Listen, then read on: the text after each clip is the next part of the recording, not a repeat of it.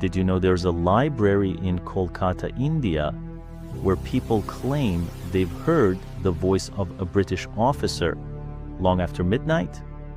By day, India's National Library is filled with students and readers, but after dark, the entire place feels completely different.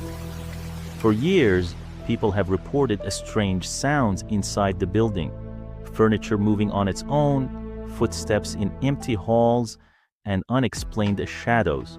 One night, a security guard named Veer Bahadur was working the overnight shift. He didn't believe in ghosts.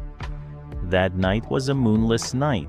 Veer sat alone in the security room, listening to his radio. Suddenly, the signal disappeared. Then, through the static, a deep voice whispered, "Tonight is my night." The radio slipped from Veer's hand, and seconds later, a massive crash came from inside the library. Meanwhile, 14-year-old Saurabh was still inside, completely unaware that night had fallen. When he finally tried to leave, the door wouldn't open. He pulled the handle again and again, but nothing happened. Then he felt something behind him. Slowly he turned around. A woman in a white dress was floating behind him.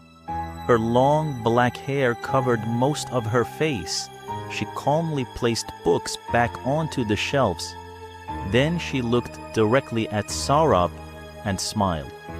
Terrified, Saurabh hid underneath a table, but the woman kept looking underneath it, as if she knew exactly where he was. Suddenly, the door opened. Veer rushed inside. Saurabh ran to him crying, but when Veer looked around, the woman was gone. Then they heard another loud noise coming from somewhere below.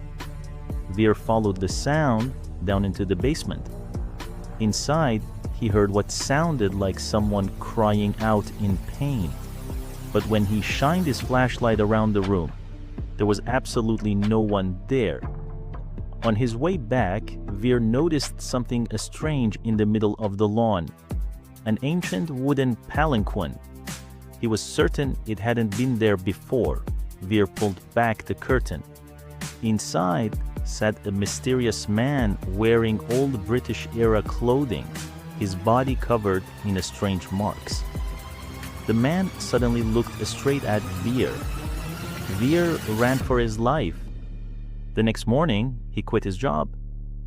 But the question remains, what did Veer really